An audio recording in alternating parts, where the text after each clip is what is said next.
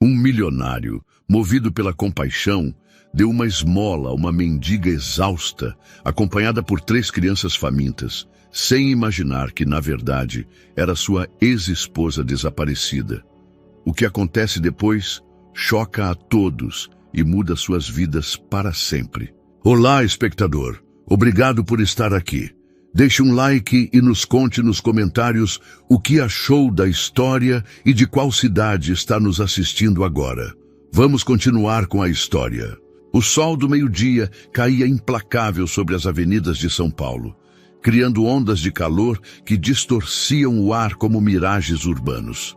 Os arranha-céus de vidro e aço refletiam os raios com uma intensidade cegante, enquanto o trânsito se movia em uma sinfonia caótica de buzinas e motores roncando.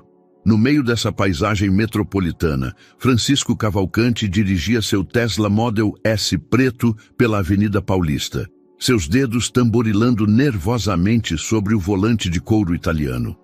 Aos 38 anos, Francisco havia conquistado o mundo da tecnologia brasileira com uma determinação que beirava a obsessão. Seu rosto angular, emoldurado por uma barba perfeitamente aparada, mostrava as linhas sutis de quem havia dormido poucas horas nos últimos 5 anos. Seus olhos escuros, quase negros, possuíam aquela intensidade característica daqueles que transformaram visões em impérios. Vestia um terno Armani de corte impecável, mas mesmo a elegância de sua roupa não conseguia ocultar a tensão que habitava em seus ombros, produto de reuniões intermináveis e decisões que moviam milhões de reais. Sua empresa, Soltec Soluções, havia revolucionado a indústria de energia brasileira com um aplicativo que otimizava o consumo de energia renovável em tempo real. O que começou como um projeto universitário em um pequeno apartamento em Belo Horizonte, havia se tornado uma corporação avaliada em bilhões, catapultando-o da pobreza de sua infância até as páginas da Forbes Brasil. No entanto, o sucesso financeiro havia chegado acompanhado de um preço que Francisco apenas começava a compreender. O sinal ficou vermelho em frente ao MASP e Francisco parou o veículo com um suspiro de frustração. Sua agenda estava lotada. Uma videoconferência com investidores japoneses às 3, a apresentação do novo algoritmo de eficiência energética às 5 e depois o jantar com potenciais sócios europeus. Era o tipo de dia que teria emocionado o jovem engenheiro que ele um dia foi, mas que agora lhe parecia uma rotina vazia, mecânica. Foi então que a viu. À beira da avenida, sob a sombra precária de um guarda-sol rasgado, uma mulher jovem segurava um pequeno cartaz escrito à mão: "Ajuda para meus bebês". Seu rosto permanecia oculto sob um chapéu de palha desgastado pelo uso, mas suas mãos delicadas e pálidas contrastavam com a aspereza do asfalto que a cercava.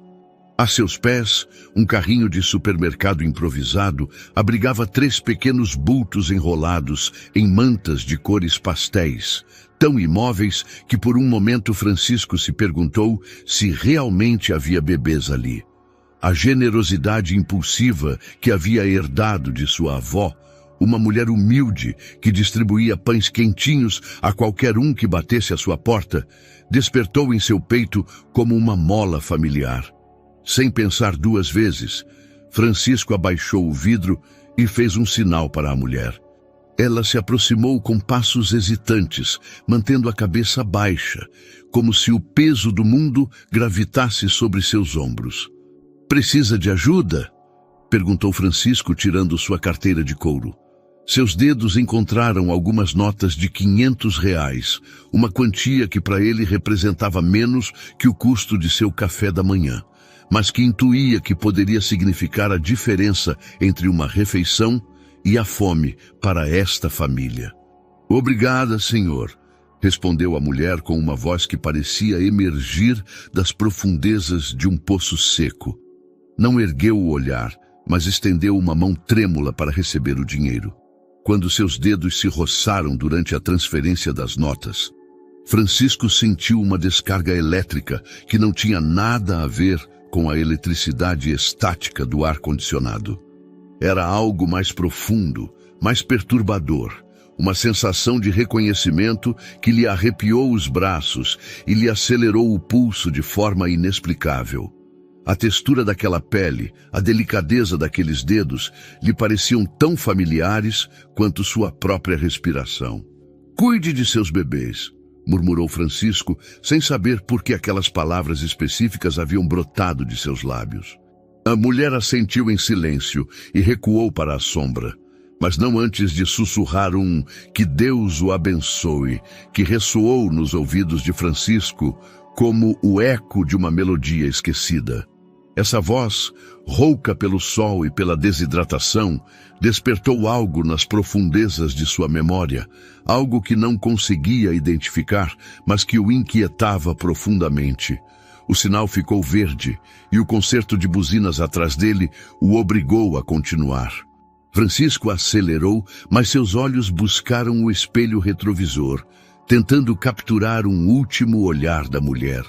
Ela já havia desaparecido entre as sombras dos prédios, como se tivesse sido apenas uma alucinação provocada pelo calor extremo.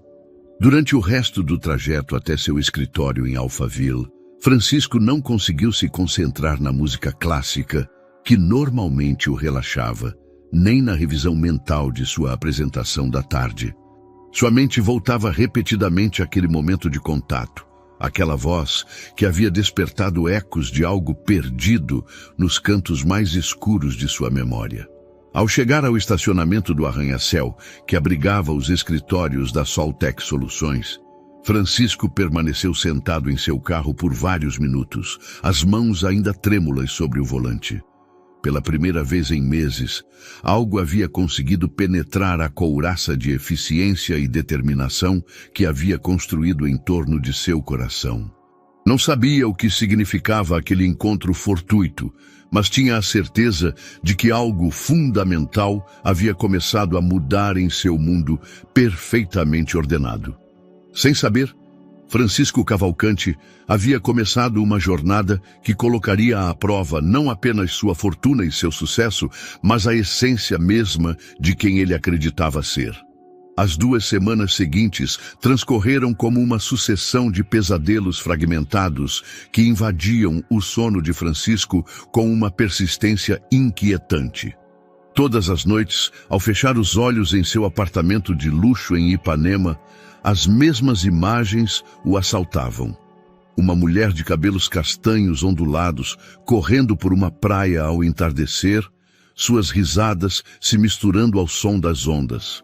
Mãos entrelaçadas sobre uma mesa de madeira rústica, enquanto compartilhavam camarões grelhados em um pequeno restaurante à beira-mar. E sempre, invariavelmente, aquela mesma voz sussurrando seu nome com uma ternura que lhe apertava o peito. Francisco acordava todas as madrugadas, encharcado em suor frio, o coração batendo com uma violência que o deixava sem fôlego.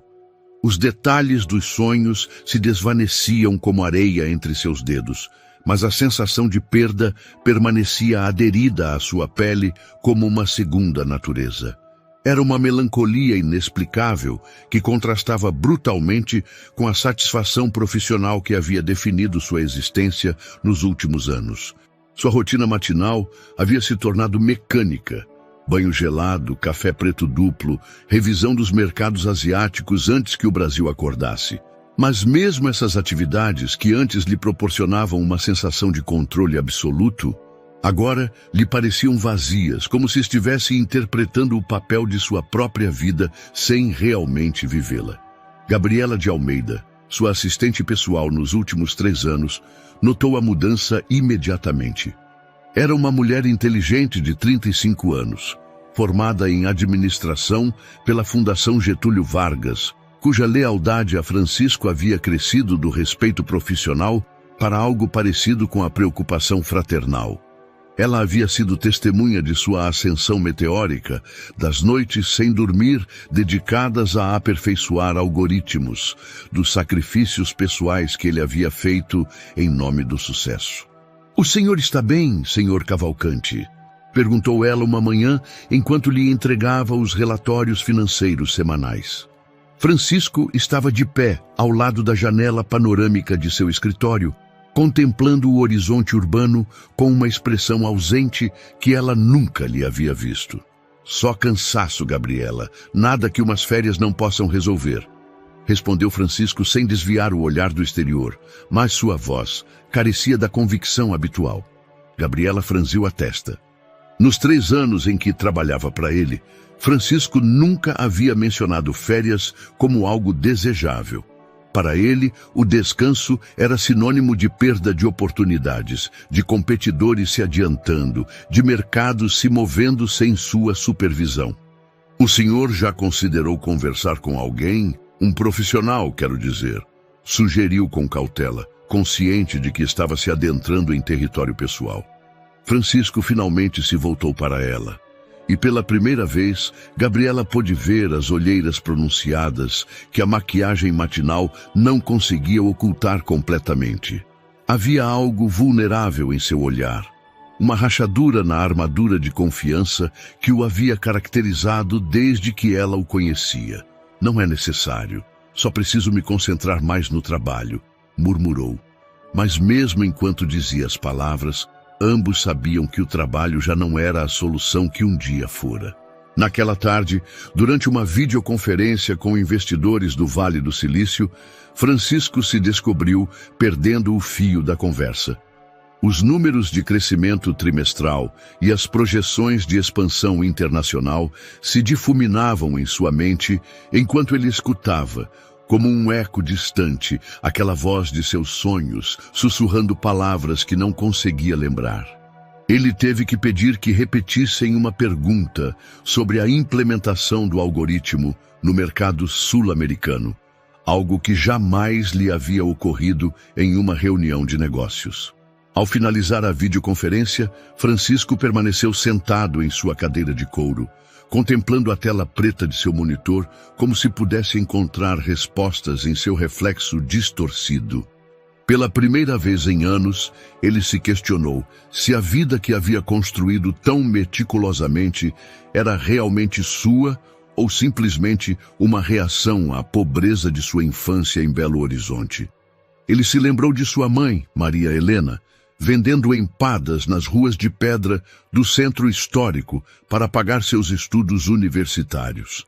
Ele se lembrou das noites em claro, estudando sob a luz amarelada de uma lâmpada emprestada, enquanto ela consertava roupas alheias para conseguir alguns reais a mais.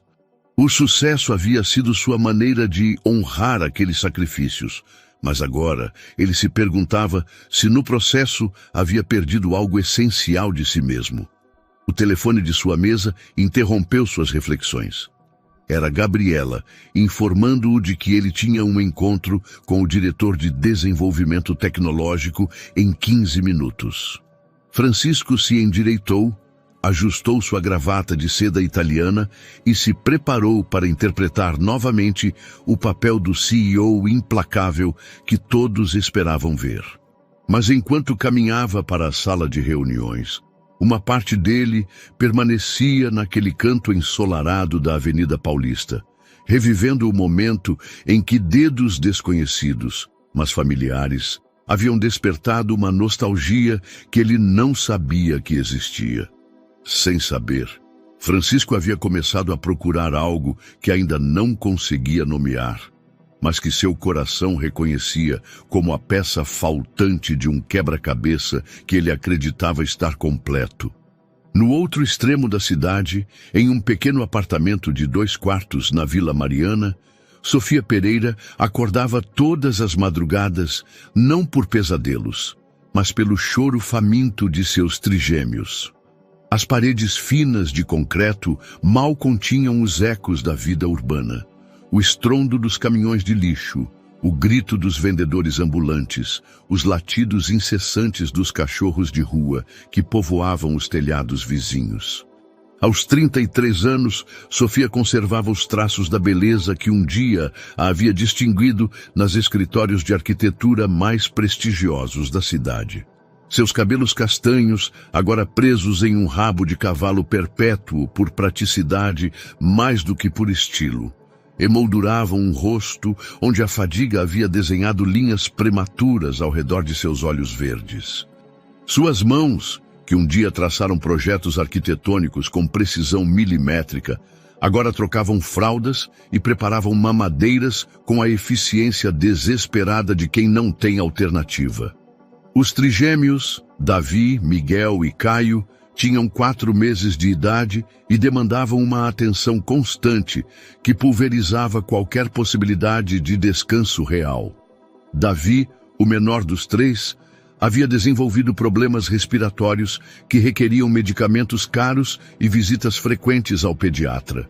Cada consulta médica representava uma escolha brutal: comprar os remédios ou pagar o aluguel do apartamento.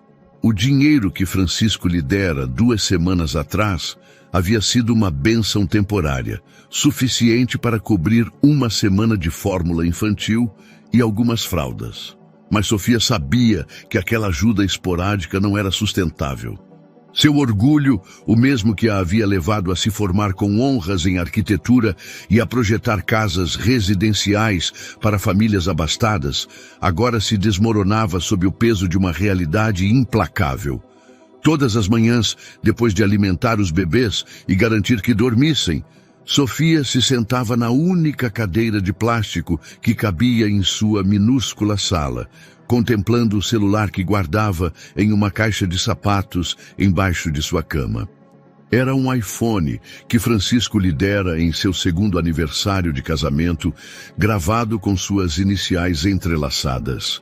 Durante meses, ela havia resistido à tentação de ligá-lo, sabendo que uma única ligação poderia resolver todos seus problemas financeiros, mas também consciente de que aquela ligação representaria a admissão de uma derrota que ainda não estava pronta para aceitar.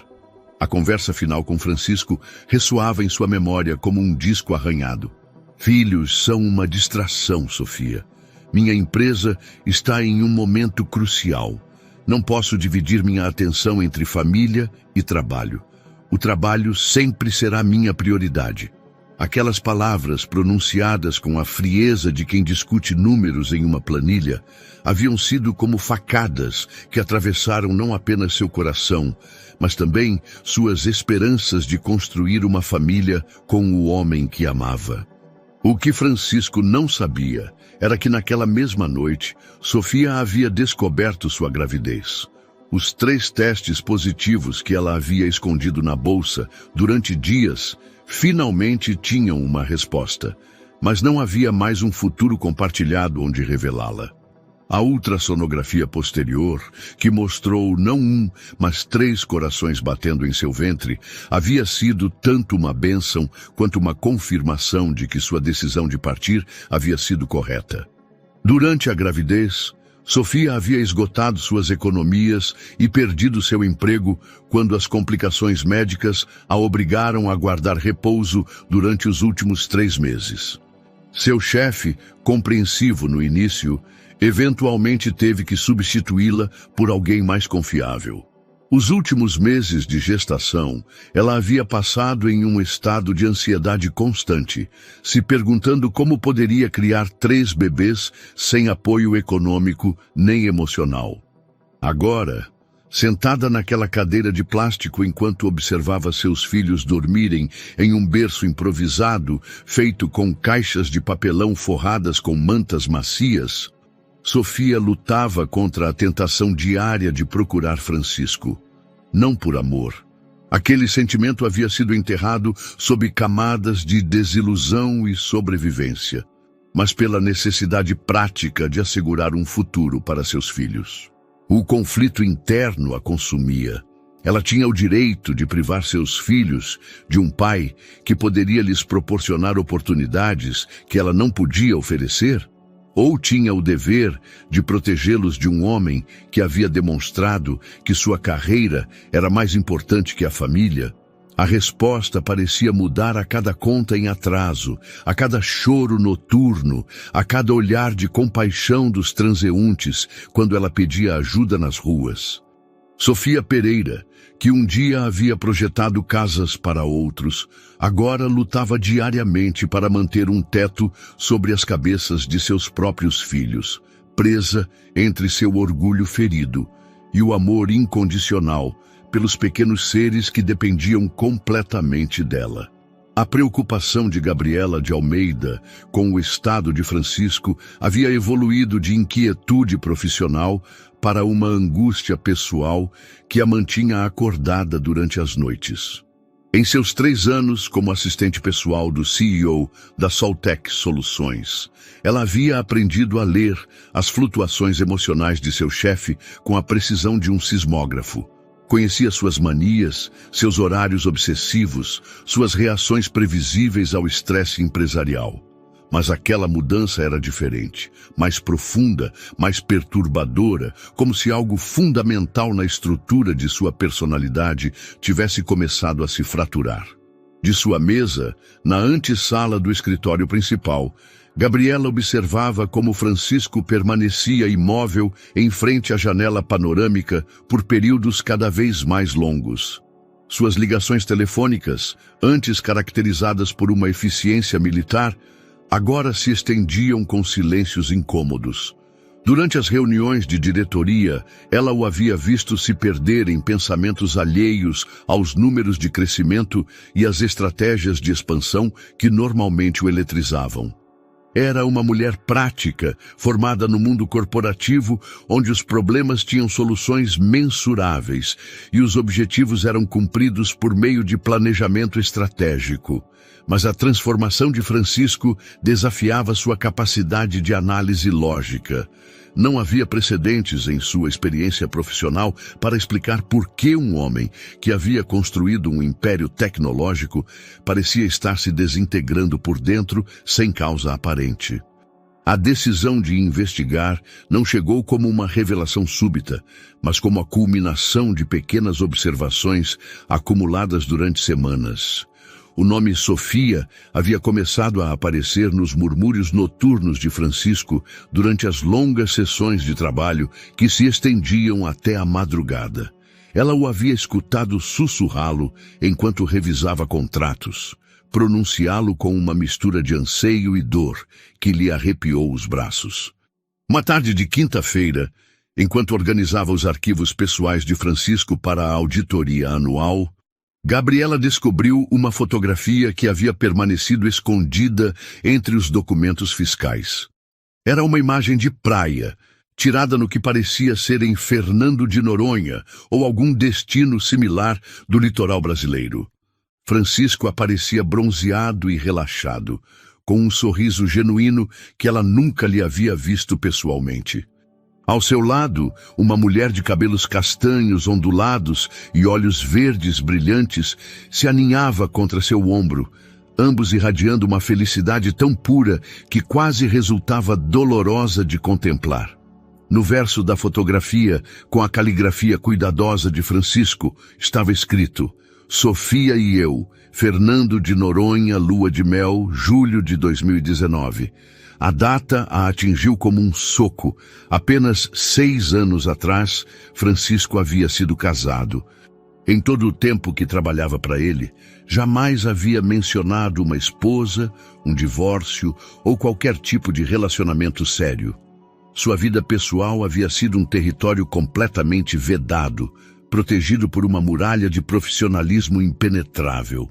A revelação a deixou sentada em sua mesa por vários minutos, contemplando a fotografia como se fosse um artefato arqueológico que reescrevia a história que ela acreditava conhecer. O Francisco da imagem era um homem completamente diferente do chefe obsessivo e emocionalmente distante que ela conhecia. Havia uma calidez em seus olhos, um relaxamento em seus ombros que contrastava brutalmente com a tensão perpétua que o caracterizava no presente. Naquela noite, Gabriela levou a fotografia para seu apartamento na Vila Madalena e a estudou sob a luz de sua luminária, como se fosse uma detetive examinando evidências cruciais. A mulher da imagem, Sofia, tinha uma beleza natural que transcendia a maquiagem ou roupas elegantes. Era o tipo de beleza que nasce da felicidade genuína de alguém que se sente profundamente amada e correspondida. O que havia acontecido entre Francisco e essa mulher? Por que ela havia desaparecido de sua vida sem deixar rastros visíveis? Tinha algo a ver com o estado atual de seu chefe? As perguntas se multiplicavam em sua mente como fractais, cada uma gerando novas indagações que demandavam respostas. A decisão de contratar um investigador particular não foi fácil. Gabriela estava consciente de que estava cruzando uma linha ética, invadindo a privacidade de seu empregador de uma maneira que poderia lhe custar não apenas seu emprego, mas também sua reputação profissional. Mas sua lealdade a Francisco havia evoluído além das obrigações contratuais. Ela o havia visto construir seu império do zero, havia sido testemunha de sua dedicação obsessiva, dos sacrifícios pessoais que ele havia feito em nome do sucesso. Se existisse algo em seu passado que pudesse explicar sua deterioração atual, ela estava determinada a encontrá-lo. O investigador que ela contatou, Rodrigo Santos, era um ex-policial de São Paulo com uma reputação sólida em casos de pessoas desaparecidas e verificação de antecedentes. Seu escritório, localizado em um prédio discreto na região da Liberdade, refletia a funcionalidade sem pretensões de alguém acostumado a desvendar verdades incômodas. "Preciso que encontre essa mulher", disse Gabriela, deslizando a fotografia sobre a mesa de metal. "Seu nome é Sofia.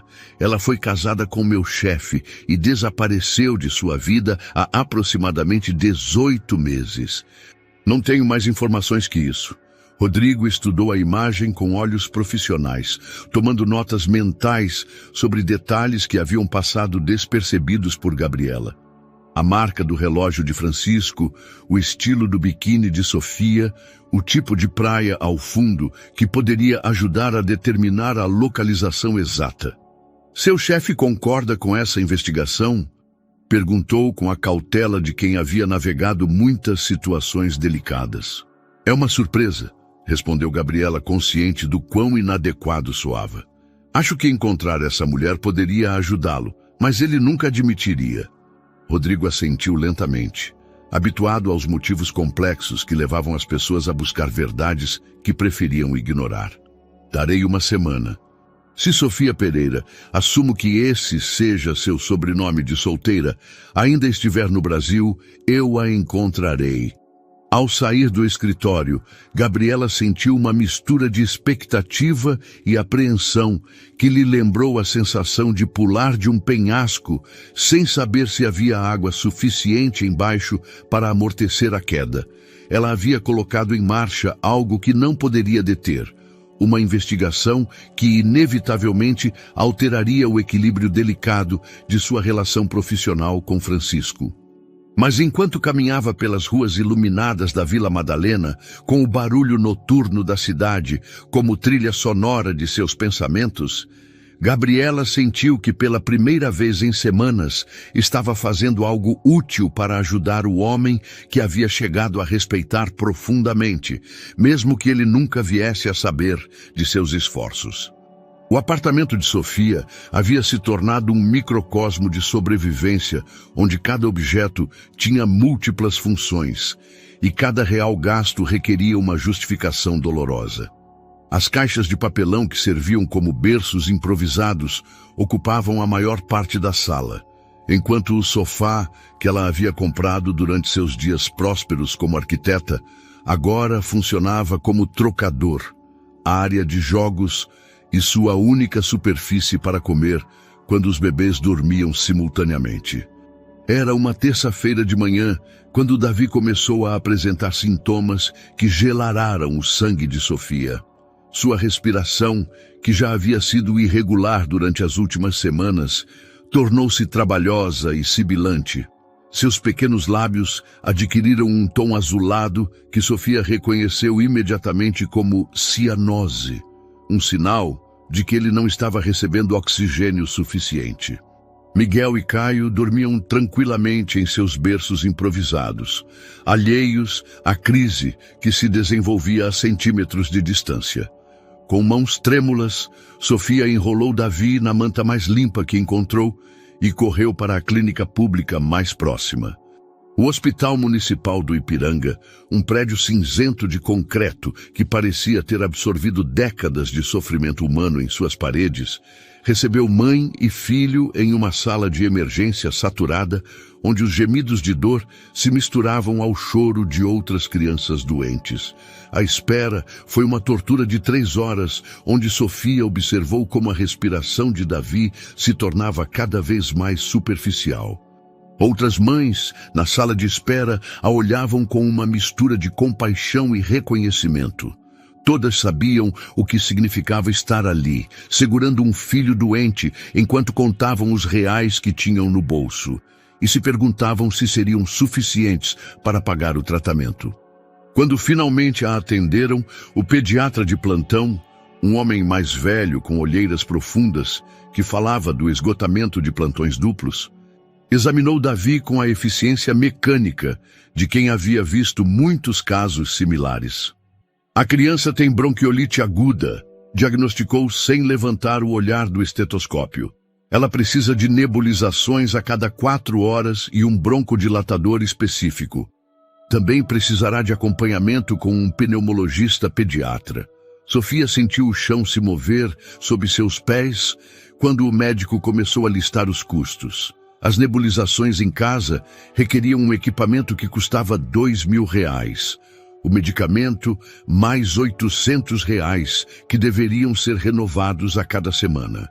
A consulta com o especialista, R$1.500, que não incluíam exames adicionais se fossem necessários. Há alguma alternativa mais econômica?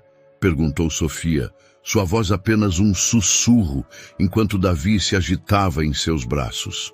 O médico a olhou pela primeira vez com atenção real, tomando nota de suas roupas gastas, das olheiras que emolduravam seus olhos verdes, da desesperação silenciosa que irradiava de cada poro de sua pele. Senhora, este não é um resfriado comum. Sem tratamento adequado, a condição pode piorar até exigir internação. Isso sim será caro. Explicou com uma gentileza cansada que havia desenvolvido após anos de dar más notícias a famílias sem recursos. Durante o trajeto de volta para seu apartamento, carregando Davi e uma bolsa de medicamentos que havia pago com as últimas notas que tinha escondidas em uma lata de café, Sofia sentiu seu mundo se desmoronar por completo. Ao chegar, encontrou Miguel e Caio chorando de fome e percebeu que não tinha dinheiro para comprar fórmula infantil para o resto da semana. Naquela noite, depois de administrar a primeira nebulização em Davi, com um equipamento emprestado de uma vizinha solidária, Sofia sentou-se no chão de seu apartamento, cercada pelas contas em atraso que se haviam acumulado como prova de seu fracasso. A conta de luz, ameaçando com corte de serviço. O aluguel já com 15 dias de atraso. As fraldas, que ela teria que racionar ou substituir por panos velhos, como havia visto outras mães fazerem no bairro. Pela primeira vez, desde que havia tomado a decisão de partir, Sofia considerou seriamente a possibilidade de contatar Francisco. Não por amor. Aquela porta havia sido fechada e trancada com cadeados de desilusão e autopreservação. Mas por pura sobrevivência, pela responsabilidade moral que tinha para com 3 pequenas vidas que dependiam completamente de suas decisões. O celular que guardava na caixa de sapatos parecia pesar toneladas quando o segurou em suas mãos. A tela estava rachada por uma queda durante a mudança precipitada, mas ainda funcionava. O número de Francisco continuava sendo o primeiro contato em sua lista, marcado com um pequeno coração, que agora lhe parecia uma zombaria cruel do destino. Mas a cada vez que seus dedos se aproximavam para discar, a voz de Francisco ressoava em sua memória. Filhos são uma distração. O trabalho sempre será minha prioridade. Como ela poderia contatar um homem que havia declarado explicitamente que não queria a responsabilidade de uma família? Ela tinha o direito de invadir a vida que ele havia escolhido construir sem ela? Mais complexo ainda era o temor de que Francisco pudesse tentar lhe tirar os filhos. Com sua fortuna e suas conexões, ele poderia argumentar que ela era uma mãe incompetente, incapaz de prover as necessidades básicas de seus filhos. A possibilidade de perder não apenas seu orgulho, mas também seus bebês, a paralisava com um terror que transcendia qualquer preocupação econômica. Entretanto, enquanto observava Diogo lutar para respirar, enquanto via as costelas de Mateus e Santiago cada vez mais proeminentes devido à alimentação insuficiente, Sofia se deparou com uma realidade brutal. Seu orgulho estava matando lentamente seus filhos. O amor materno, mais poderoso que qualquer outra emoção que já havia experimentado, começou a corroer as barreiras que havia construído em torno de seu coração ferido.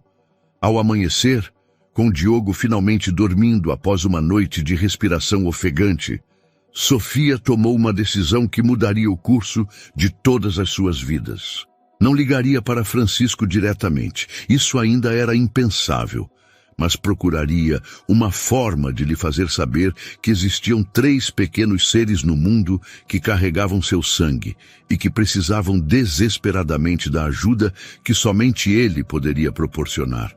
A pergunta que a atormentava agora não era se deveria contatá-lo, mas como fazê-lo sem destruir os últimos vestígios de dignidade que lhe restavam. A inspiração surgiu para Francisco durante uma madrugada sem sono, enquanto contemplava as luzes cintilantes da cidade de sua varanda privativa no 42º andar do edifício mais exclusivo de Ipanema. Era uma daquelas ideias que brotam das profundezas do subconsciente, aparentemente sem conexão lógica com os pensamentos racionais, mas com uma força emocional que demandava a ação imediata. "Quero criar uma fundação", anunciou a Gabriela na manhã seguinte, invadindo seu escritório antes que ela pudesse terminar seu café da manhã. Algo focado em mães solteiras, especificamente no Rio de Janeiro, com apoio médico, alimentar e educacional. Gabriela levantou os olhos do computador, surpresa tanto pela declaração quanto pela energia renovada que percebia na voz de Francisco. Era a primeira vez em semanas que o via demonstrar entusiasmo genuíno por algo que não fosse estritamente empresarial. "É uma ideia excelente, Sr. Herrera", respondeu cautelosamente, enquanto sua mente analisava as implicações. "Há algum evento específico que tenha inspirado essa decisão?" Francisco permaneceu em silêncio por um momento, seus olhos perdidos nas fotografias emolduradas que decoravam o escritório. Todas imagens corporativas, premiações, inaugurações. Nenhuma foto pessoal, nenhum vestígio de vida emocional fora do âmbito profissional. Às vezes, a gente percebe que o sucesso só tem significado se for compartilhado. Murmurou finalmente, uma resposta que soou mais como uma revelação pessoal do que como uma explicação empresarial. "Quero que o lançamento seja em grande estilo. Um evento que gere a atenção da mídia, que inspire outros empresários a seguir o exemplo." Durante as 2 semanas seguintes, Francisco se mergulhou no desenvolvimento da iniciativa com a intensidade obsessiva que caracterizava todos os seus projetos. A Fundação Esperança, como decidiu chamá-la, teria 3 pilares fundamentais: assistência médica gratuita para mães e filhos, programas de capacitação profissional para mulheres em situação de vulnerabilidade e um fundo de emergência para casos críticos. Gabriela observava essa transformação com uma mistura de alívio e curiosidade. O homem que havia estado se desintegrando emocionalmente durante meses, agora trabalhava 16 horas por dia, mas com um propósito que transcendia os lucros financeiros. Era como se tivesse encontrado uma válvula de escape para uma pressão interna que não sabia como liberar. "Quero que o evento de lançamento seja na Cinelândia", instruiu Francisco uma tarde, enquanto revisavam as propostas das agências de relações públicas. Não em um hotel de luxo, não em um centro de convenções. No coração da cidade, onde vivem as pessoas que queremos ajudar. O investigador particular que Gabriela havia contratado ligou 3 dias antes do evento de lançamento. Sua voz soava tensa, como se estivesse compartilhando informações que preferiria manter em segredo.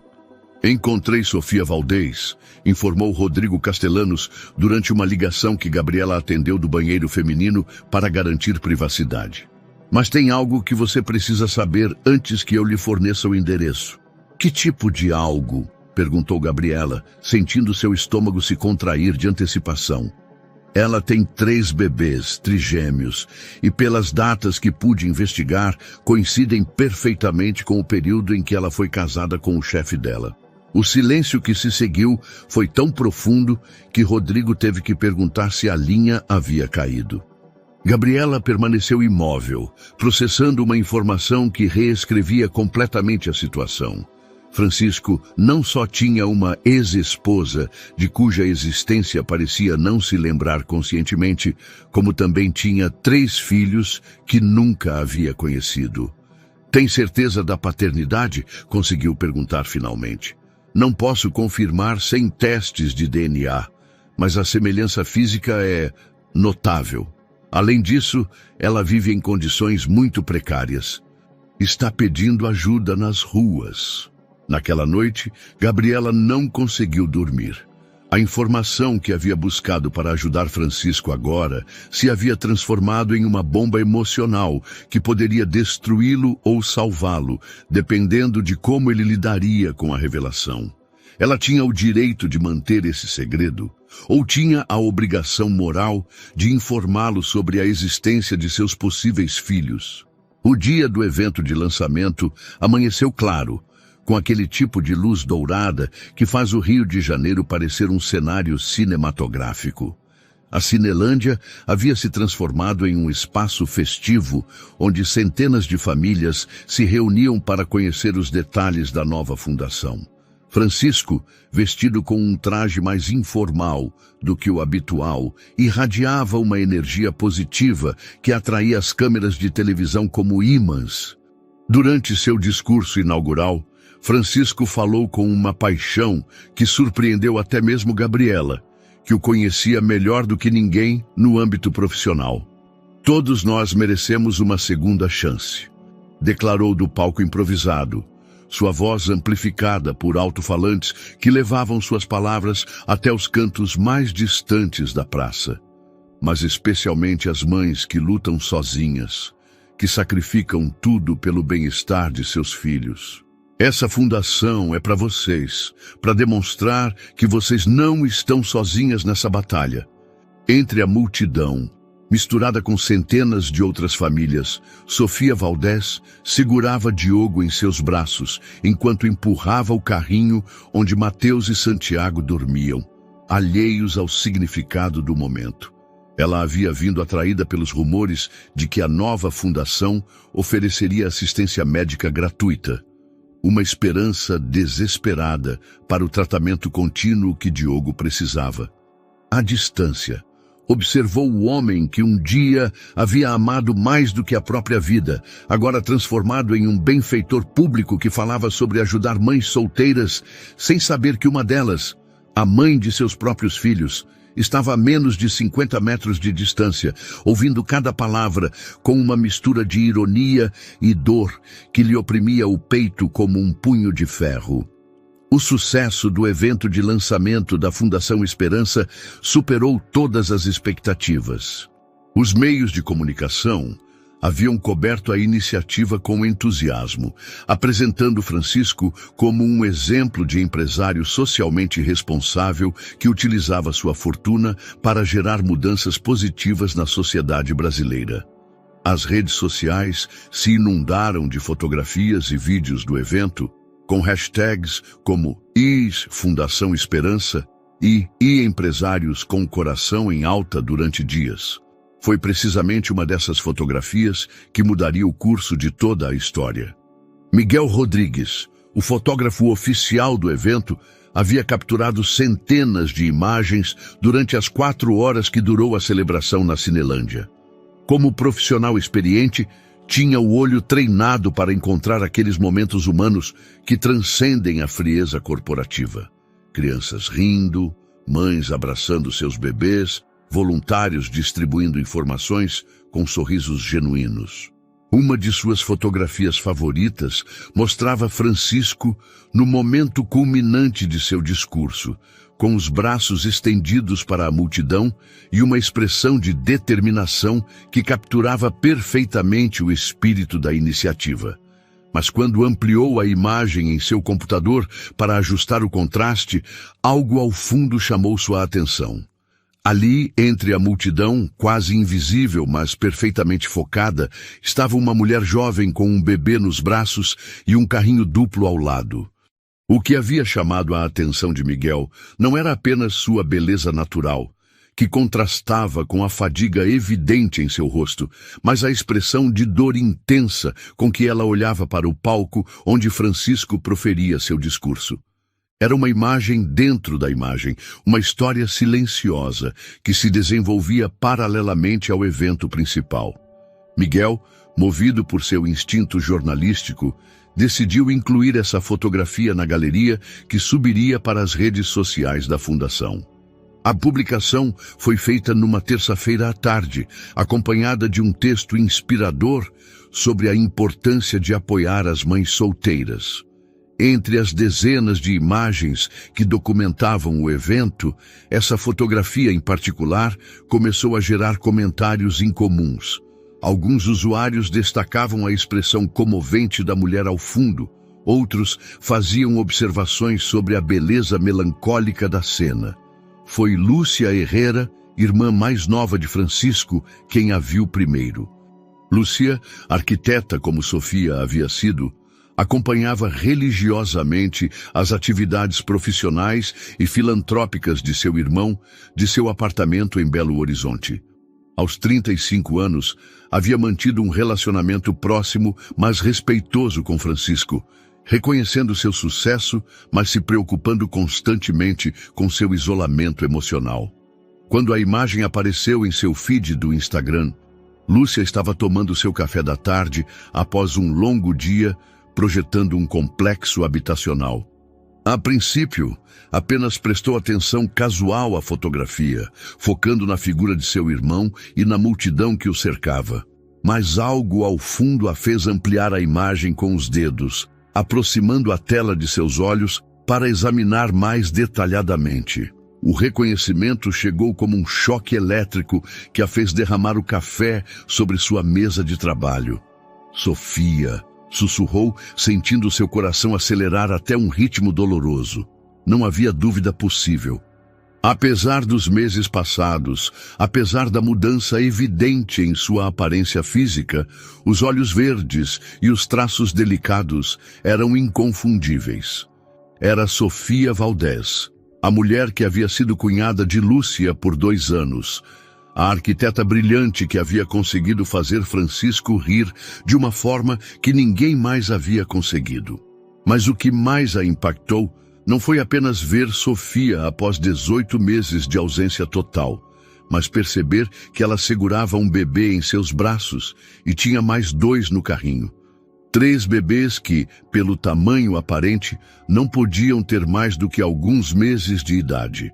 Lúcia começou a fazer cálculos mentais, lembrando-se das datas da separação, o período de tempo transcorrido, a idade aproximada dos bebês. A matemática era implacável e aterradora. Se suas suposições estivessem corretas, Francisco não só tinha uma ex-esposa vivendo em condições precárias, como também tinha 3 filhos de cuja existência não parecia ter conhecimento. A revelação a deixou paralisada por vários minutos, contemplando a tela como se pudesse mudar a realidade pela força de vontade. A expressão de dor no rosto de Sofia adquiria agora um significado completamente diferente. Não era apenas o sofrimento de uma mulher em dificuldades financeiras, mas a agonia de uma mãe que observava o pai de seus filhos falar sobre ajudar famílias como a sua, sem saber que sua própria família estava entre a multidão que o escutava. Naquela noite, Lúcia não conseguiu se concentrar em mais nada. Baixou a imagem e a estudou com a obsessão de um detetive, buscando detalhes que confirmassem ou negassem suas suspeitas. Os bebês eram muito pequenos para determinar semelhanças físicas definitivas, mas algo em seu instinto lhe gritava que estava vendo seus sobrinhos pela primeira vez. O dilema moral que agora enfrentava era monumental. Deveria contatar imediatamente Francisco para informá-lo sobre sua descoberta? Ou deveria primeiro procurar Sofia para entender as circunstâncias que a haviam levado a essa situação? Ela tinha o direito de interferir em uma separação que ambos haviam escolhido manter? Enquanto as horas passavam e a cidade de Belo Horizonte se mergulhava no silêncio noturno, Lúcia Herrera se deparou com uma decisão que mudaria irreversivelmente as vidas de todas as pessoas que amava. A decisão de Lúcia de viajar para o Rio de Janeiro se cristalizou durante uma noite sem sono, em que as perguntas sem resposta a torturaram como fantasmas persistentes. Ela não podia contatar Francisco sem ter a certeza absoluta da situação, mas também não podia viver com a incerteza de ter visto Sofia e os bebês sem fazer nada a respeito. A responsabilidade familiar pesava sobre seus ombros como um fardo ancestral. Os Herrera sempre haviam cuidado uns dos outros, mesmo quando isso significava enfrentar verdades incômodas. Na sexta-feira de manhã, Lúcia pegou o primeiro voo de Belo Horizonte para o Rio, armada apenas com a fotografia impressa e uma determinação férrea de encontrar respostas. Ela havia localizado o endereço aproximado de Sofia por meio de contatos no meio dos arquitetos. A comunidade profissional no Brasil era menor do que parecia, e os boatos sobre o desaparecimento de uma colega talentosa haviam circulado discretamente por meses. O bairro da Saúde a recebeu com uma sinfonia urbana que contrastava brutalmente com a tranquilidade de Belo Horizonte. Os prédios de concreto se erguiam como monumentos ao pragmatismo econômico, enquanto as ruas fervilhavam com a atividade de famílias trabalhadoras que lutavam diariamente pela sobrevivência. Lúcia, vestida com um tailleur discreto, mas obviamente caro, se sentiu como uma intrusa em um mundo que conhecia apenas de maneira teórica. Encontrar o prédio específico lhe tomou 2 horas de busca metódica, perguntando a vizinhos que a olhavam com uma mistura de curiosidade e desconfiança. Finalmente, uma senhora mais velha que vendia pastel na esquina lhe apontou um prédio de 4 andares com fachada descascada e janelas protegidas por grades enferrujadas. A moça dos trigêmeos mora no 2º andar, informou a mulher com um sorriso compassivo. Coitadinha, sempre carregando esses bebês para cima e para baixo. A senhora é parente? Algo assim, respondeu Lúcia, sentindo o peso da confirmação. Trigêmeos, a atingir como um soco no estômago. A escada do prédio rangia sob seus pés, enquanto subia para o 2º andar, ensaiando mentalmente as palavras que usaria para abordar uma conversa que prometia ser uma das mais difíceis de sua vida. O corredor cheirava a detergente barato e comida caseira. Uma mistura de aromas que falava de vidas humildes, mas dignas. Quando bateu na porta do apartamento 2B, o som ecoou no interior, seguido pelo choro imediato de pelo menos 2 bebês. Os passos que se aproximaram eram lentos, cansados, e Lúcia pôde ouvir o murmúrio de uma voz feminina tentando acalmar as crianças. A porta se abriu apenas uma fresta, mantida no lugar por uma corrente de segurança. Os olhos verdes que apareceram no espaço eram inconfundivelmente os de Sofia, embora cercados por olheiras que falavam de noites sem dormir e preocupações constantes. Sofia Valdez? Perguntou Lúcia com voz suave, consciente de que sua aparição devia resultar completamente inesperada. Sofia permaneceu imóvel por vários segundos, estudando o rosto da visitante com uma expressão que combinava confusão e reconhecimento gradual. Lúcia, murmurou finalmente, sua voz apenas um sussurro. Como você me encontrou? Podemos conversar? Por favor, é importante. A hesitação de Sofia foi palpável. Lúcia pôde ouvir o choro contínuo dos bebês ao fundo, e algo na desesperança daqueles sons a comoveu profundamente. Depois do que pareceu uma eternidade, Sofia deslizou a corrente e abriu a porta completamente. O apartamento era um espaço diminuto, mas meticulosamente limpo, onde cada centímetro havia sido otimizado para a funcionalidade. As caixas de papelão convertidas em berços ocupavam a maior parte da sala, enquanto roupas de bebê pendiam de cordas improvisadas que cruzavam de parede a parede. O cheiro de talco e leite se misturava ao aroma de sopa caseira, criando uma atmosfera de maternidade que era tanto comovente quanto desoladora. Sofia segurava um dos bebês. Diogo, segundo Lúcia pôde deduzir por sua respiração ligeiramente ofegante, enquanto os outros dois permaneciam em suas caixas, observando a estranha com aqueles olhos escuros que eram inconfundivelmente Herrera. São lindos, conseguiu dizer Lúcia, sentindo as lágrimas ameaçarem brotar de seus olhos. Francisco sabe que eles existem? A pergunta caiu sobre o apartamento como uma bomba silenciosa. Sofia se tensionou visivelmente, apertando Diogo contra seu peito com um gesto protetor que falou mais do que qualquer palavra. Por que você está aqui, Lúcia? Perguntou Sofia, evitando a pergunta direta. Ele te mandou? Francisco não sabe que estou aqui. Na verdade, Francisco não sabe que você está aqui. Ou que... Fez uma pausa, gesticulando para os bebês. Que eles existem. O silêncio que se seguiu foi tão denso que parecia ter peso físico. Sofia se moveu para a janela, embalando suavemente Diogo para acalmá-lo, enquanto seus olhos contemplavam a paisagem urbana como se pudesse encontrar respostas na monotonia dos prédios de concreto. Por que você não lhe disse? Pressionou Lúcia gentilmente. Esses são os filhos dele, Sofia. Ele tem o direito de saber. Direito?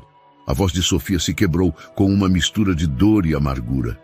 O homem que me disse que filhos eram uma distração tem o direito de saber sobre esses bebês? O homem que declarou que seu trabalho sempre seria sua prioridade tem o direito de interromper as vidas que construí para proteger meus filhos desse desprezo? Lúcia sentiu as peças do quebra-cabeça começarem a se encaixar, revelando uma imagem que era muito mais complexa e dolorosa do que havia imaginado. A separação não havia sido apenas uma ruptura matrimonial. Havia sido uma decisão calculada de Sofia para proteger seus filhos não nascidos de um pai que havia expressado explicitamente sua falta de interesse na paternidade. Mas as coisas mudaram, argumentou Lúcia. Francisco tem estado diferente, perdido, e acabou de lançar uma fundação para ajudar mães solteiras. Talvez nada, interrompeu Sofia com uma firmeza que surpreendeu ambas. Sobrevivi 18 meses sem ele. Meus filhos sobreviveram. Não precisamos da caridade de alguém que nunca os quis em primeiro lugar. Mas mesmo enquanto pronunciava essas palavras desafiadoras, Lúcia pôde ver a fadiga extrema nos olhos de Sofia, o desespero silencioso de uma mulher que lutava uma batalha que sabia que não podia ganhar sozinha. A conversa havia começado, mas Lúcia percebeu que convencer Sofia a contatar Francisco seria muito mais complexo do que havia antecipado. A conversa entre Lúcia e Sofia se estendeu por 2 horas tensas, interrompida constantemente pelas demandas dos trigêmeos que requeriam alimentação, troca de fraldas e atendimento médico para Diogo. Naquele pequeno apartamento carregado de necessidades não satisfeitas, Lúcia começou a compreender a magnitude da luta diária que Sofia enfrentava sozinha. Foi durante um desses intervalos, enquanto Sofia preparava mamadeiras com a fórmula láctea mais econômica disponível, que Lúcia notou algo peculiar na narrativa que havia escutado. Sofia, disse cautelosamente, observando como sua ex-cunhada media cada grama de pó com precisão matemática. Quando você diz que Francisco te disse que filhos eram uma distração, você tem certeza de que essas foram exatamente as palavras dele? Sofia parou, segurando a colher medidora no ar, como se o tempo tivesse congelado. Claro que tenho certeza. Como eu poderia esquecer algo assim? É só que... Lúcia hesitou, escolhendo suas palavras cuidadosamente. Conheço meu irmão desde que ele nasceu. Sei que ele pode ser obsessivo com o trabalho. Sei que ele pode ser emocionalmente distante. Mas a forma como você descreve essa conversa não soa como ele. A defensividade imediata que apareceu nos olhos de Sofia confirmou as suspeitas crescentes de Lúcia. Havia algo mais nessa história. Algum elemento faltando na equação emocional que havia levado a uma separação tão abrupta. Quem mais sabia sobre essa conversa? Pressionou Lúcia gentilmente. Sofia permaneceu em silêncio, mas sua linguagem corporal mudou sutilmente.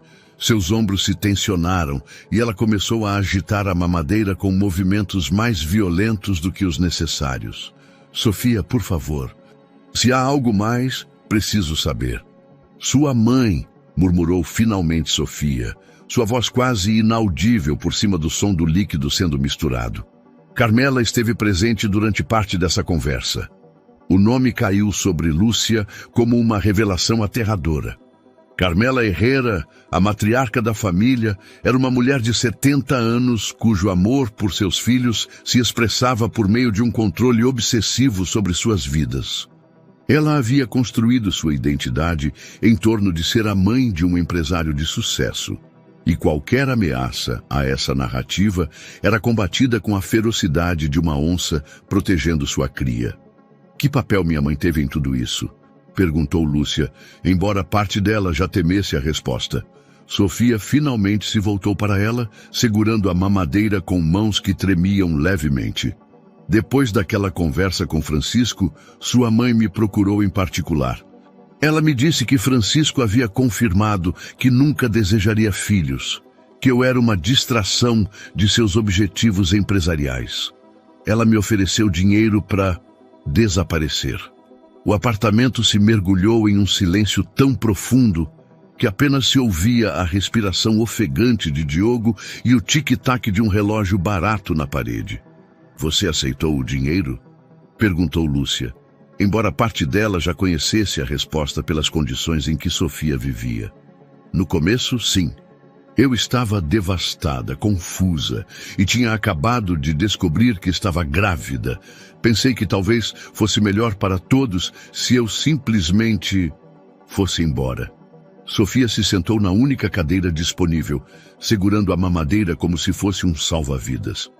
Mas depois do primeiro pagamento, Carmela mudou as regras. Ela disse que precisava de garantias de que eu nunca mais voltaria, que nunca mais entraria em contato com Francisco. Quando me recusei a assinar documentos legais, renunciando a qualquer reivindicação futura, ela cortou todo o contato. Lúcia sentiu o sangue drenar de seu rosto, enquanto as implicações da revelação se expandiam como ondas em um lago perturbado. Sua mãe não apenas havia interferido no casamento de Francisco, mas havia manipulado ativamente a situação para separar o casal. Sofia, disse Lúcia com voz trêmula, preciso saber exatamente o que minha mãe te disse sobre as intenções de Francisco em relação aos filhos. Ela me disse que ele havia sido muito específico, que ele havia dito que filhos iriam arruinar a carreira dele, que uma família era incompatível com o tipo de sucesso que ele buscava. Sofia fez uma pausa, alimentando Diogo enquanto falava. Ela também me mostrou mensagens de texto que supostamente ele havia enviado, confirmando que queria que eu desaparecesse para sempre. Você viu essas mensagens diretamente do telefone do Francisco? Não. Carmela me mostrou em seu próprio telefone. Ela disse que Francisco as havia enviado depois da nossa discussão. Lúcia fechou os olhos, sentindo náuseas enquanto a verdade tomava forma em sua mente. Ela conhecia sua mãe o suficiente para saber que ela era completamente capaz de fabricar mensagens, de manipular conversas e de mentir descaradamente se acreditasse que estava protegendo Francisco do que considerava uma influência negativa. Sofia, disse finalmente, acho que minha mãe mentiu para você. Acho que ela manipulou toda a situação. As lágrimas que Sofia havia contido por meses finalmente começaram a fluir, não de alívio, mas de uma fúria renovada que era talvez mais dolorosa do que a resignação que ela havia cultivado. Por quê? Sussurrou. Porque ela faria algo assim? Porque você é tudo o que ela nunca foi, respondeu Lúcia com uma honestidade brutal. Você é independente, talentosa e capaz de amar Francisco sem precisar dele. Isso a ameaçava. Naquele momento, enquanto Diogo se alimentava pacificamente e os outros 2 bebês dormiam em suas caixas de papelão, ambas as mulheres perceberam que a separação que havia destroçado 2 vidas e privado 3 crianças de seu pai havia sido orquestrada por uma mulher cujo amor materno havia sido tão tóxico quanto qualquer veneno. A revelação sobre a manipulação de Carmela havia criado uma fissura na muralha de ressentimento que Sofia havia construído em torno de seu coração. Mas não era suficiente para derrubá-la completamente. Enquanto Lúcia retornava para Belo Horizonte, com a promessa de manter o segredo até que Sofia estivesse pronta para enfrentar a verdade, a situação dos trigêmeos se deteriorava rapidamente. Diogo havia desenvolvido complicações respiratórias que requeriam medicamentos mais caros e equipamentos especializados que Sofia não podia arcar. A fórmula láctea havia acabado 2 dias antes, e os bebês começavam a mostrar sinais de desnutrição que a aterrorizavam. Mateus havia perdido peso visivelmente, e Santiago chorava com uma frequência que falava de fome constante. Foi durante uma noite particularmente desesperadora, enquanto observava seus filhos lutarem contra necessidades que não conseguia satisfazer, que Sofia tomou a decisão mais dolorosa de sua vida adulta. No fundo de seu armário, embrulhado em papel de seda e guardado como um tesouro sagrado, estava o relógio Cartier que Francisco lhe havia dado em seu 2º aniversário de casamento. Era uma peça excepcional de 1925, adquirida em um leilão exclusivo em Paris durante sua lua de mel. Francisco havia pago uma fortuna por ele, não por seu valor monetário, mas pela história que representava. Havia pertencido a um arquiteto francês que construiu alguns dos edifícios mais belos da era Art Deco. Para a mulher que constrói sonhos, havia escrito no verso da caixa. Agora, segurando o relógio entre suas mãos trêmulas, enquanto Diogo lutava para respirar no berço improvisado, Sofia entendeu que os sonhos às vezes deviam ser sacrificados para que a vida pudesse continuar. A Casa de Leilões Monterrey, localizada na zona mais exclusiva de Ipanema, era um mundo completamente diferente daquele que Sofia havia habitado nos últimos meses. Os pisos de mármore, as obras de arte emolduradas em ouro e o murmúrio educado de colecionadores abastados a fizeram sentir-se como uma intrusa desesperada em um santuário de privilégios. O avaliador, um homem mais velho com óculos de aumento e mãos expertas, examinou o relógio com a reverência de quem reconhece uma peça verdadeiramente excepcional. "É magnífico", murmurou, girando a peça sob a luz especializada. Um Cartier Tank de 1925 em condições impecáveis. A inscrição personalizada não afeta o valor. De fato, o aumenta por seu caráter romântico. Pausou, calculando mentalmente. Eu estimo que alcançará entre 80 e 100 mil reais em leilão. Sofia sentiu seus joelhos ameaçarem falhar. Essa quantia representava meses de medicamentos para Diogo, fórmula láctea suficiente para os 3 bebês, e talvez até mesmo a possibilidade de mudar para um apartamento com melhores condições. O leilão estava marcado para o sábado seguinte, em um salão elegante, onde colecionadores e entusiastas se reuniam mensalmente para competir por peças únicas. Sofia não tinha intenção de comparecer. A ideia de estar presente enquanto vendiam o último vestígio tangível de seu casamento lhe era insuportável. Mas o destino tinha outros planos. A história de hoje fala sobre como, às vezes, o destino trabalha de maneiras inesperadas, transformando uma simples coincidência em uma segunda chance que nenhum dinheiro do mundo poderia comprar. Ricardo havia desenvolvido recentemente um interesse em colecionar relógios vintage como uma distração das pressões empresariais que o consumiam. Era um hobby que havia surgido da nostalgia, uma busca inconsciente por conexões com épocas em que o tempo parecia se mover mais lentamente e as relações humanas tinham mais peso que as transações comerciais. Quando seu consultor de investimentos lhe mencionou um leilão especial que incluía várias peças excepcionais, Ricardo decidiu ir. Era sábado à tarde, um momento tradicionalmente dedicado ao trabalho, mas que agora se sentia vazio de propósito. O leilão lhe oferecia a possibilidade de adquirir algo belo, algo que pudesse preencher, mesmo que momentaneamente, o vazio emocional que havia crescido em seu peito. O salão de leilões fervilhava com a energia contida de compradores sérios quando Ricardo chegou, vestido casualmente, mas com a presença que inevitavelmente atraía olhares curiosos. Sentou-se em uma das fileiras do meio, revisando o catálogo, enquanto esperava que o evento começasse. Quando chegou a vez do lote 47, um Cartier Tank de 1925, o leiloeiro descreveu a peça com termos que fizeram Ricardo levantar o olhar do catálogo com atenção renovada. Era exatamente o tipo de relógio que ele teria comprado anos atrás, durante uma época em que as compras impulsivas eram motivadas pelo amor mais que pelo investimento. Mas quando a peça foi mostrada ao público e Ricardo pôde ver a inscrição na tela grande que ampliava os detalhes, o mundo parou completamente. Para a mulher que constrói sonhos. As mesmas palavras que ele havia gravado em um relógio idêntico anos atrás. Não idêntico. Era o mesmo relógio. Era o relógio que ele havia dado para Sofia. A fúria que se apoderou de Ricardo ao reconhecer o relógio foi tão intensa que por um momento ele perdeu completamente a noção de onde estava. Sua mente se encheu de imagens. Sofia rindo, enquanto ele colocava o relógio em seu pulso pela primeira vez, seus olhos brilhando com lágrimas de felicidade, enquanto lia a inscrição, a promessa silenciosa que ambos haviam feito de que aquele momento duraria para sempre. E agora estava ali em um leilão, sendo vendido como qualquer objeto sem alma.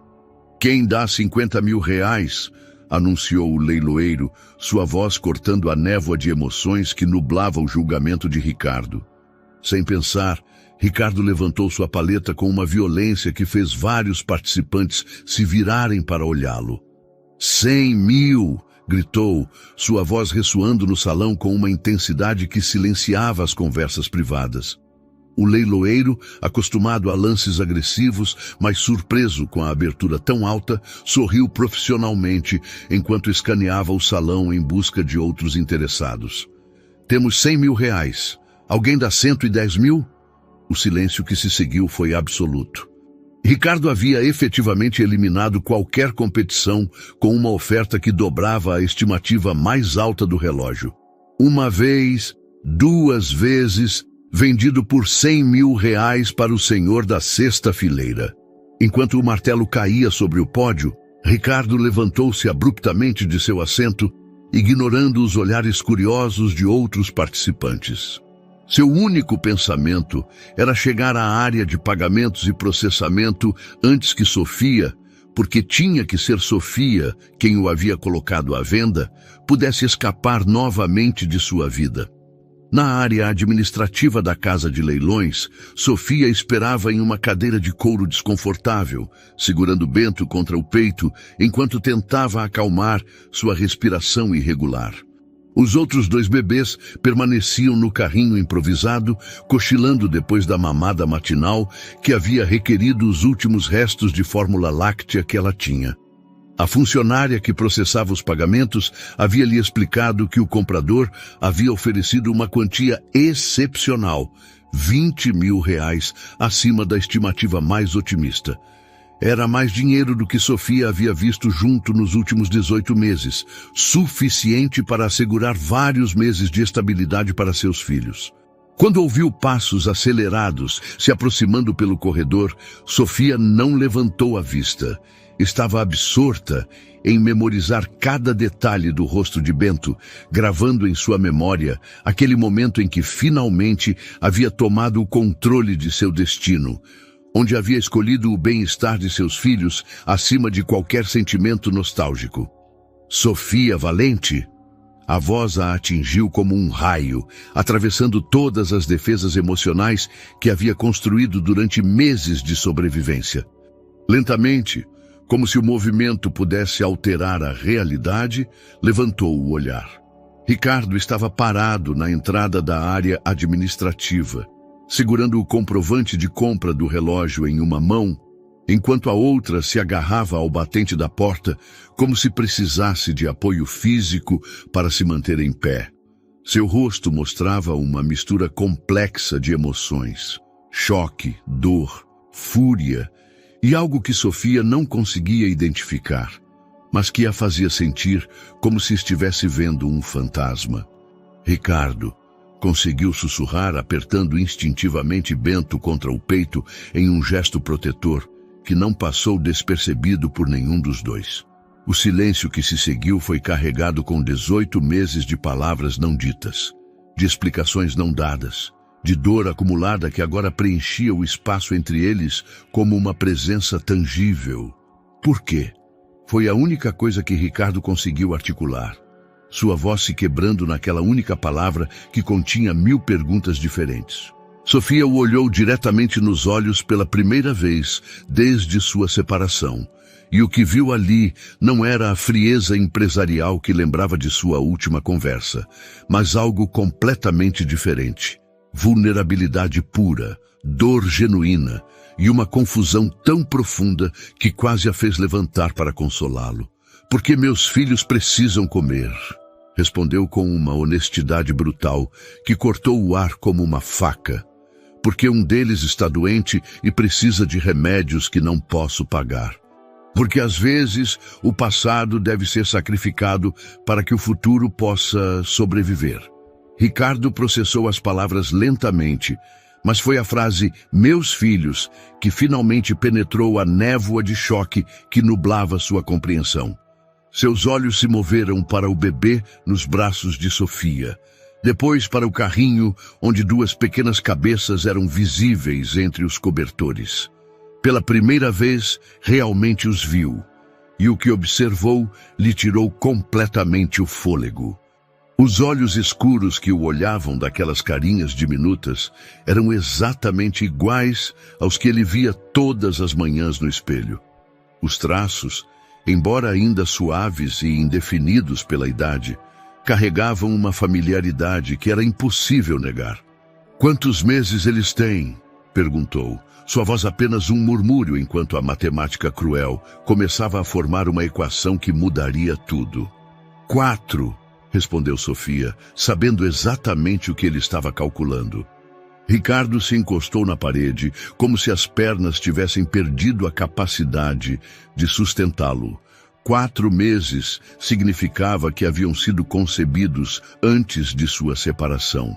4 meses significava que quando Sofia havia desaparecido de sua vida, havia levado consigo não apenas seu coração, mas também 3 vidas que ele nunca havia sabido que existiam.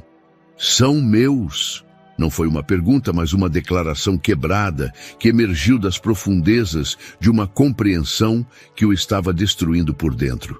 A tensão na pequena sala administrativa tornou-se quase insuportável após a confissão de Ricardo. Sofia observava como o homem que um dia havia conhecido intimamente lutava para processar uma revelação que reescrevia completamente sua compreensão dos últimos 18 meses. Por que você não me disse? A pergunta saiu de Ricardo como um grito abafado, carregado com uma mistura de dor e acusação que fez Sofia se endireitar defensivamente. Dizer o quê? Que estava grávida do homem que havia me dito explicitamente que filhos eram uma distração? Que havia concebido trigêmeos com alguém que declarou que seu trabalho sempre seria sua prioridade? Ricardo deu um passo à frente, seus olhos escuros brilhando com uma intensidade que Sofia havia visto apenas em seus momentos mais apaixonados. Eu nunca disse isso, jamais diria algo assim. Claro que você disse. Sofia levantou-se da cadeira, segurando Bento com mais força enquanto sua voz se elevava. Naquela última noite, quando falamos sobre o futuro, você me disse que filhos arruinariam sua carreira, que uma família era incompatível com o tipo de sucesso que você buscava. Ricardo a olhou como se ela tivesse falado em um idioma estrangeiro. Sua confusão tão genuína que por um momento Sofia duvidou de suas próprias lembranças. Sofia, eu jamais. Aquela conversa nunca aconteceu. Ao menos não da maneira que você descreve.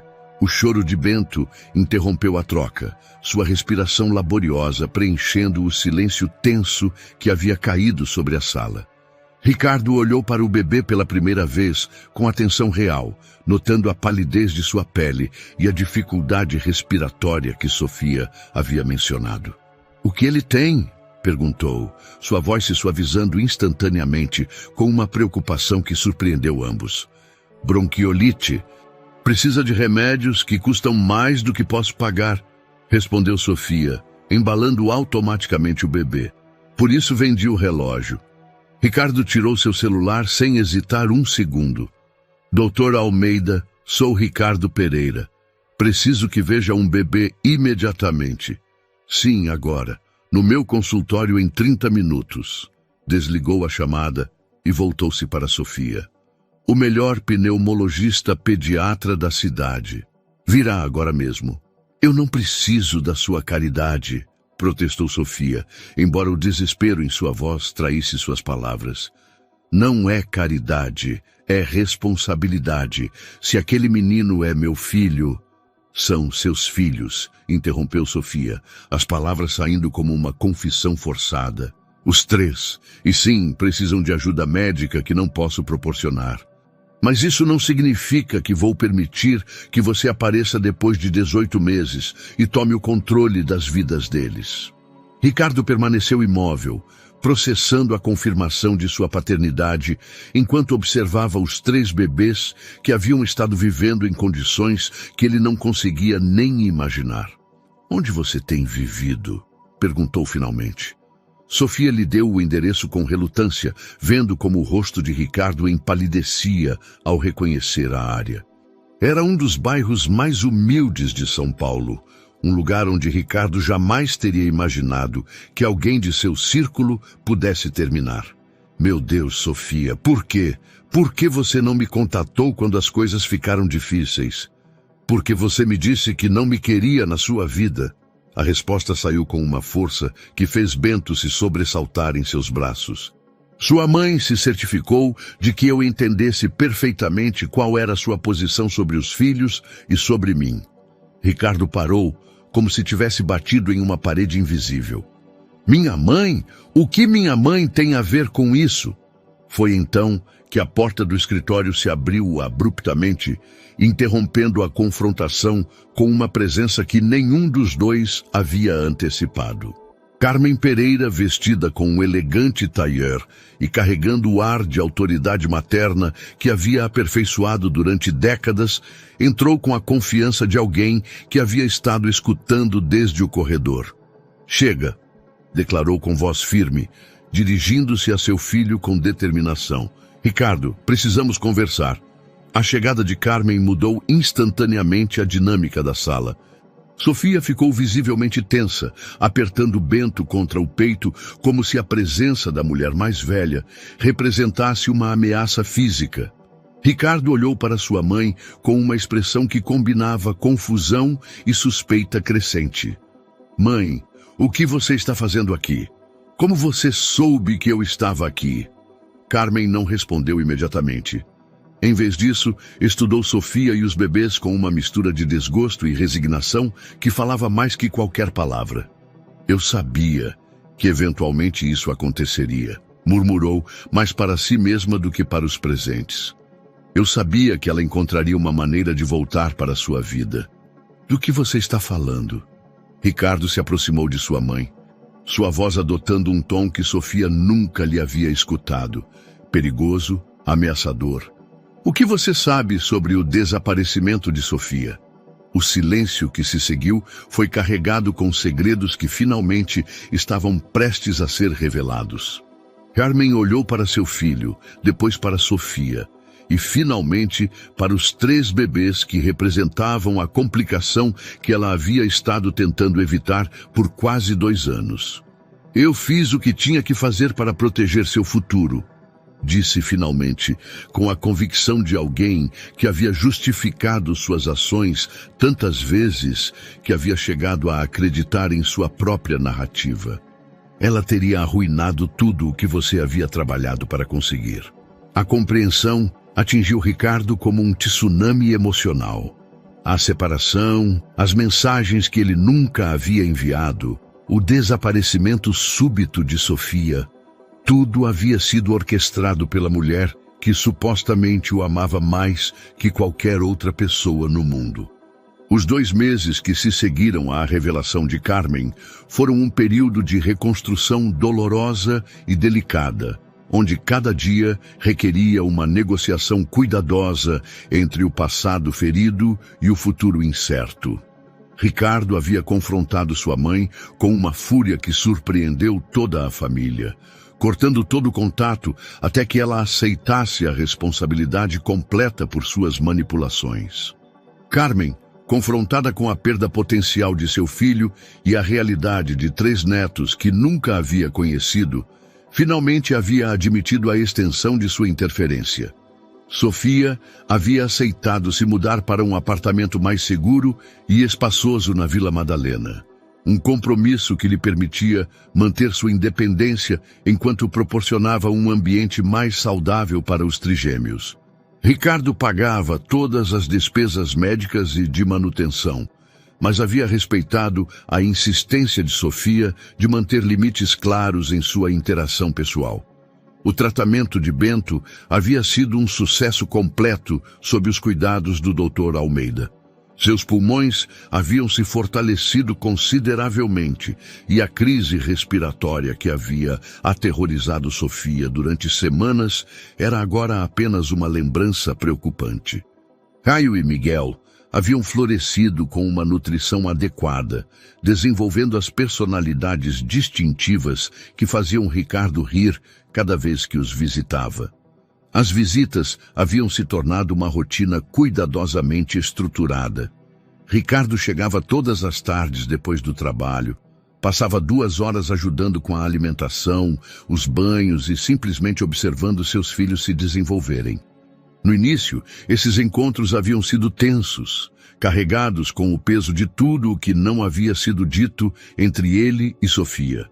Mas gradualmente, a presença dos bebês havia criado um território neutro, onde eles podiam coexistir sem confrontar diretamente seus sentimentos complicados. Uma tarde de terça-feira, enquanto Ricardo alimentava Caio e Sofia, organizava as roupas de Miguel, ele finalmente quebrou o silêncio que havia se instalado entre eles. "Tenho pesadelos", admitiu, sem levantar o olhar do bebê em seus braços, sobre todas as primeiras vezes que perdi. Os primeiros sorrisos deles, as primeiras vezes que dormiram a noite toda, os momentos em que eles precisaram do pai e eu não estava lá. Sofia pausou em sua tarefa, suas mãos imóveis sobre uma pequena camiseta azul. "Eu também", confessou suavemente. Mas os meus são sobre o que poderia ter sido diferente se eu tivesse tido a coragem de contatá-lo quando as coisas ficaram difíceis. Você teria vindo até mim se não fosse por minha mãe? A pergunta pairou no ar entre eles por vários minutos. Sofia considerou todas as variáveis. Seu orgulho ferido, a conversa mal interpretada, os medos sobre a paternidade que Ricardo havia expressado genuinamente, embora em um contexto diferente. Não sei, respondeu finalmente com honestidade brutal. Eu estava assustada, machucada e grávida de trigêmeos. Talvez eu tivesse interpretado qualquer dúvida sua como rejeição. Ricardo assentiu, apreciando sua honestidade, embora doesse. Eu estava assustado também, admitiu. A ideia de ser pai me aterrorizava, porque eu não tinha um modelo do que significava ser um bom pai. Meu próprio pai trabalhava tanto que eu mal o conheci. E agora? Ricardo olhou para Caio, que havia terminado seu leite e o observava com aqueles olhos escuros que eram tão familiares. Pela primeira vez em meses, sua resposta veio sem hesitação. Agora eu sei que o trabalho pode esperar, mas momentos como este não voltam. Naquela noite, depois que Ricardo foi embora, Sofia sentou-se em sua nova sala, contemplando as mudanças que 6 meses haviam trazido à sua vida. Ela não precisava mais escolher entre remédios e comida, entre um teto seguro e dignidade pessoal. Seus filhos estavam saudáveis, seguros e conheciam seu pai. Mas algo ainda faltava na equação. Algo que nenhuma quantidade de estabilidade financeira podia resolver. A confiança quebrada entre duas pessoas que um dia haviam compartilhado tudo. O projeto da fundação havia evoluído durante esses meses, tornando-se algo mais pessoal para Ricardo. Ele havia implementado programas específicos para famílias de múltiplos, compreendendo pela primeira vez os desafios únicos que enfrentavam os pais de gêmeos e trigêmeos. Sofia havia começado a colaborar discretamente no design de alguns espaços, aplicando sua experiência arquitetônica para criar ambientes mais funcionais para as famílias beneficiárias. Era um trabalho que podiam compartilhar sem confrontar diretamente seus sentimentos pessoais, mas que os aproximava gradualmente a uma compreensão mútua de quem haviam se tornado durante sua separação. Uma tarde, enquanto revisavam os projetos para um novo centro de cuidados infantis, Ricardo fez uma pergunta que havia estado evitando durante semanas. Você acha que algum dia poderemos ser uma família de verdade? Não apenas pais que coexistem, mas algo mais? Sofia levantou o olhar dos projetos, estudando o rosto do homem que havia amado tão profundamente e que havia perdido tão dolorosamente. Não sei se podemos recuperar o que tínhamos, respondeu com cuidado. Mas talvez possamos construir algo novo, algo mais forte, porque está baseado em quem somos agora, não em quem éramos então. Era uma resposta que oferecia esperança sem promessas, possibilidade sem garantias. E pela primeira vez desde seu reencontro, ambos sentiram que talvez o futuro que estavam construindo juntos pudesse ser até melhor que o passado que haviam perdido. 6 meses após o reencontro na Casa de Leilões, a inauguração oficial do Centro de Apoio a Famílias com Múltiplos representava mais que uma conquista filantrópica. Era a materialização de uma transformação profunda que havia redefinido as prioridades de Ricardo Pereira e havia curado feridas que pareciam incuráveis. O edifício, projetado por Sofia com uma sensibilidade arquitetônica que combinava funcionalidade e beleza, erguia-se no coração de São Paulo como um testemunho do que era possível quando a dor se transformava em propósito. Cada espaço havia sido pensado para as necessidades específicas de famílias com múltiplos, salas de amamentação amplas, áreas de jogos seguras, consultórios médicos especializados e espaços de apoio emocional para pais sobrecarregados. Na tarde da inauguração, enquanto os convidados percorriam as instalações e a mídia documentava o evento, Ricardo se encontrou de pé na varanda do segundo andar, observando como famílias reais começavam a utilizar os espaços que haviam criado.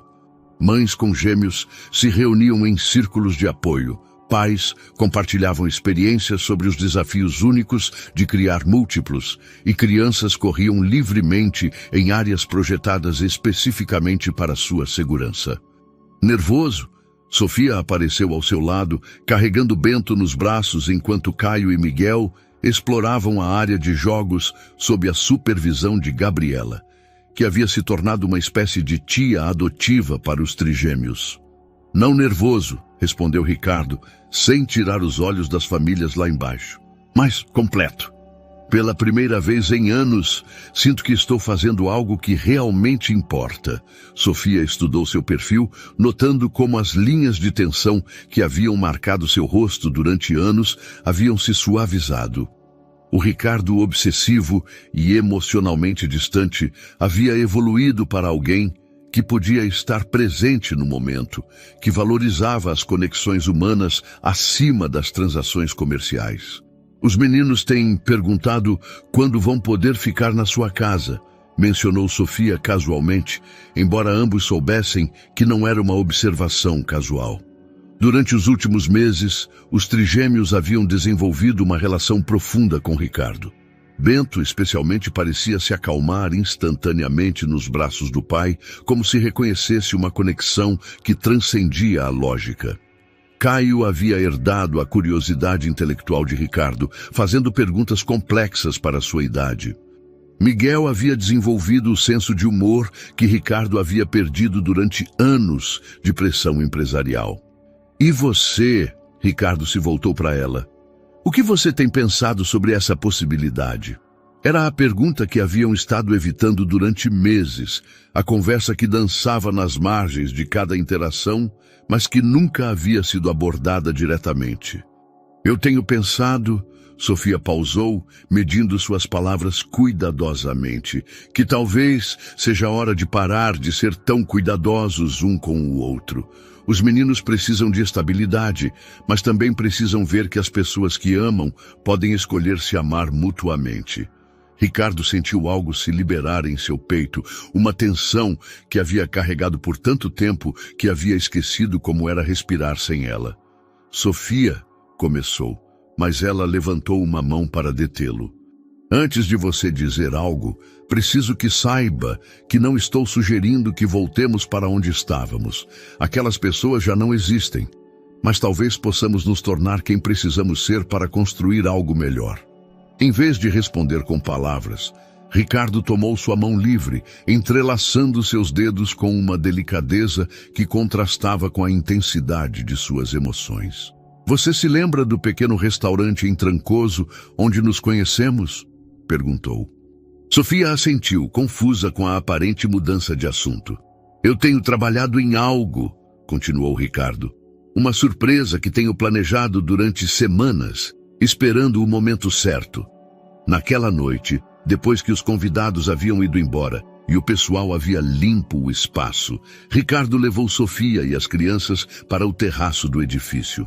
O que encontraram ali os deixou sem fôlego. Ele havia recriado o restaurante de Trancoso em miniatura.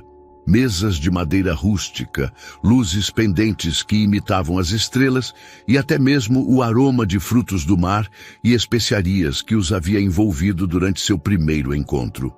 Um pequeno grupo de samba tocava suavemente em um canto, enquanto uma vista panorâmica de São Paulo se estendia além das grades decoradas com flores tropicais.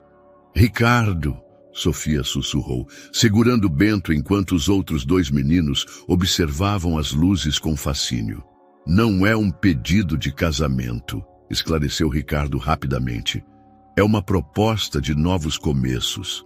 Um convite para escrever uma história completamente nova, começando esta noite, sob as luzes suaves e ao som dos instrumentos. Enquanto seus filhos exploravam esse novo mundo mágico que seu pai havia criado para eles, Sofia olhou profundamente nos olhos do homem que havia perdido e encontrado de novo. Sim, Disse simplesmente, e naquela palavra estava contida toda a esperança, o perdão e o amor que haviam sobrevivido à separação, à manipulação e à dor.